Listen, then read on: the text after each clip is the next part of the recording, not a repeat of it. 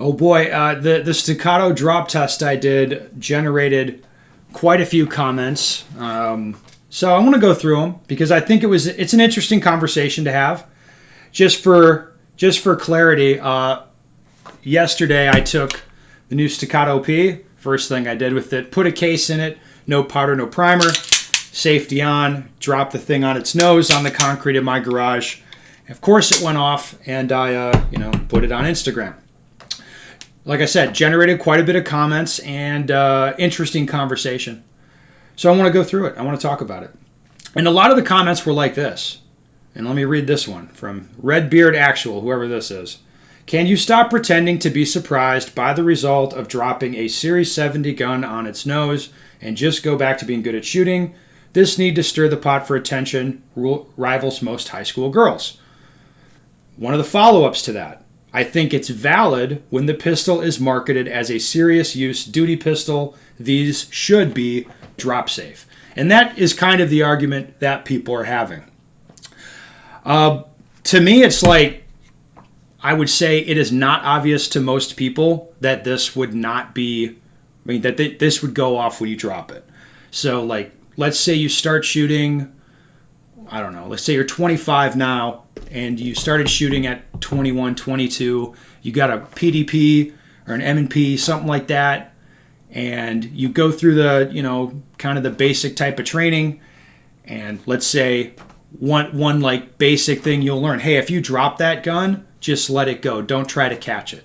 That's unsafe. If you try to catch it, you can hook your finger into the trigger guard, pull the trigger, and the thing can go off. It's going to be better. Just let it go. And then, natural question might be, well, is this going to go off when I drop it? I mean, is that a problem?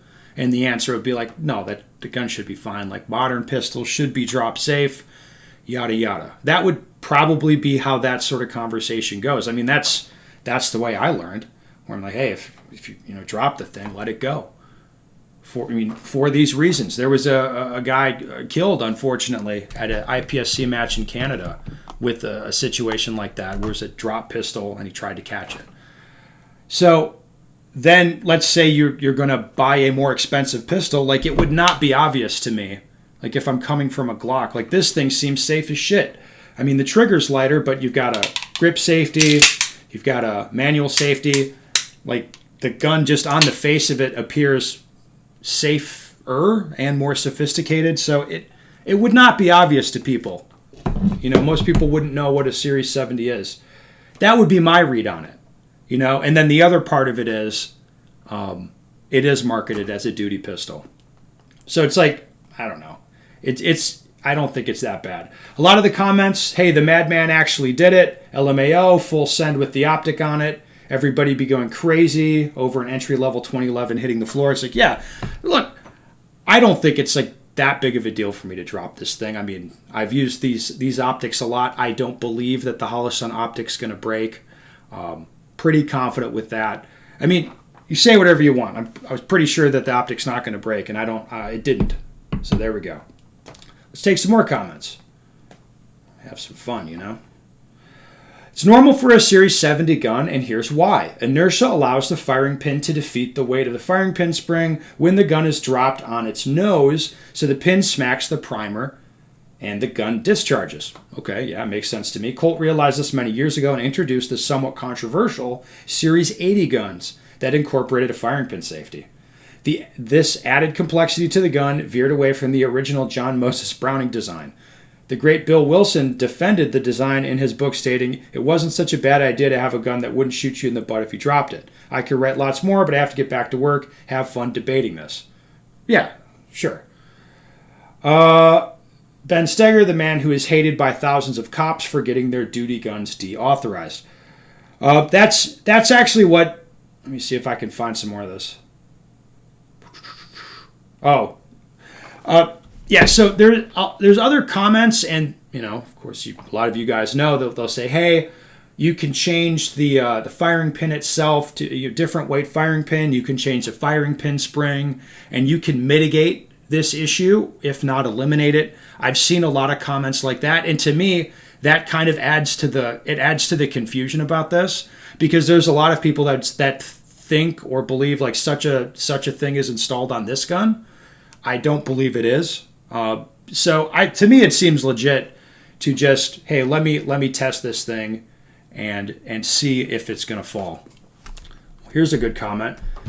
He's made his name with drama. Why change now? He's making bank with a 20-2 instructor ratios, riding that wave until he becomes irrelevant. I don't blame him, though. See, you get it. You get it, man. You get it. Let's go down the comments on the YouTube video as well about the Staccato P unboxing. Would love to see the rest and an extra power. Would love to see the test with an extra powerful spring. Staccato says they use extra powerful, but I don't know if the word extra is an industry standard. Yeah, I don't know. Now, there's some discussion of the red versus the green optic. The regular viewers are going to remember I have a green optic on this one. Red versus green, generally prefer red. Doesn't seem to draw my attention to the dot near as much as green does, allowing me to stay more target focused. However, I did last week buy a Holosun SCS, only available in green, to see if my opinion of green has changed after a year and a half of shooting regularly. It's also 100% auto adjusting, and we'll see. Yeah, we'll see. I don't know if I'm going to like the green. I really don't know. Here's a question. What's the thinking behind getting a backup gun that's a different model? So I have a pair of these now, a P and an XC. The P is like a good one to use if there's like a duty type of class. Like that would be better to use that one. And for a competition class, the XC makes sense, and the P is a fine backup for it. So it's like I can make one the primary and the other the backup. That's why I got different models.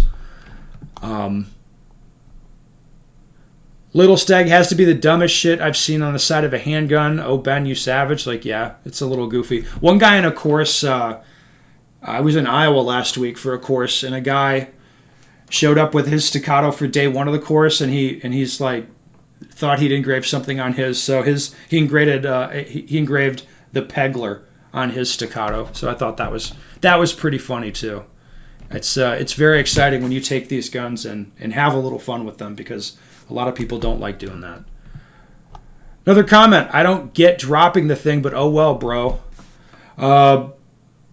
Yeah, I don't know. Some people find it entertaining. I do find it entertaining. I know it annoys all the right people. I have the XC and the P limited with the Ice Comp and XC trigger. I prefer the P to the XC. That's an interesting comment. I think probably most people think the XC is more interesting, but you know, whatever. Different strokes for different folks. $280 for 4 magazines. Ouch. Yeah. The magazines the guns are expensive. The mags are expensive. You're going to pay through the nose for this type of product. That's for sure. Let's go one more comment. Nice. I know the whole community will rave about it. I don't know about that. I think I'm the only guy that's been shooting for 30 plus years that does not like external controls on my handgun. So I'll stick with my competitor and rival S and blow my money on ammo. I've always believed my guns are tools, not fine porcelain artifacts, but I still cringe at the drop test on concrete. Yeah, that's fair. It took me a while to like detach from my possessions to be like, it's just a thing. It's okay. We can drop it. It allows me to have more fun with like cars and stuff too, where I'm not worried about babying it all the time. One of the big knocks on this is the external safety, and the way the controls are. It's just more complicated. Like went shooting with my dad this morning a little bit, and he's not a shooter. So like at where he's at on the age curve, like this gun was definitely like more difficult for him to, manipulate all the controls, and I got to watch him real careful for, it's like, all right, safety. It's like, all right, be careful with the trigger. It's light, and like finger out of the trigger guard, all that. It's just, this is more complicated in that type of a scenario than, like a striker fired pistol would be, for sure. If you've got an untrained person, like the simpler the gun is, the better, for sure. Let's do another one. These comments are pretty interesting. Is there any chance it's different for drop safety over the XC? I doubt it, but it's definitely more prevalent in law enforcement than the XC, so you'd hope. Yeah, I saw I saw comments online, or I saw the theory like this one has a different firing pin setup or something like that. I don't know if it's different or not, but I can tell you the result was the same as far as my testing. Not sure why people keep bringing up LE and these guns firing if dropped perfectly straight down. An AR M4 doesn't have a firing pin block either. And we carry those on duty every day, and you can get them to fire if you drop them perfectly and high enough. Yeah, that's true. The whole drop safe in law enforcement with the Series 70 isn't an issue, and has been for decades. We've been carrying Series 70 design on duty. I challenge anyone to find an article or other proof showing a Series 70 discharging when dropped by a duty LE in the last 100 years. Most of you wouldn't have known it was possible if he didn't do a video dropping it perfectly. Yeah, I think everything that guy said is true. Do I think it's a deal breaker with the gun if it'll go off in this way? Not necessarily. I really don't. Because, other guns do that too. It's just like something you may not expect and probably something you want to be aware of, especially if you're planning on carrying it around. I don't think it's bad to have more information about that. I really don't. Fine, one more comment. Nice, that's a good turnaround. I think I got this gun 5 weeks after order. Steel frame is definitely the way to go. In my opinion, balance feels way better. If you need even more mags, Checkmate is the OEM for them. And you can get them a bit cheaper than directly from STI. Seriously, though, get the extended high safeties. Gives you way more margin of error for your draw grip index. Yeah, that was one thing I noticed shooting the gun today. The safety was more of a struggle than with the XC, and it's like my XC I've worn in, trained with it, and it's gotten to a place where I feel pretty good with the safety now.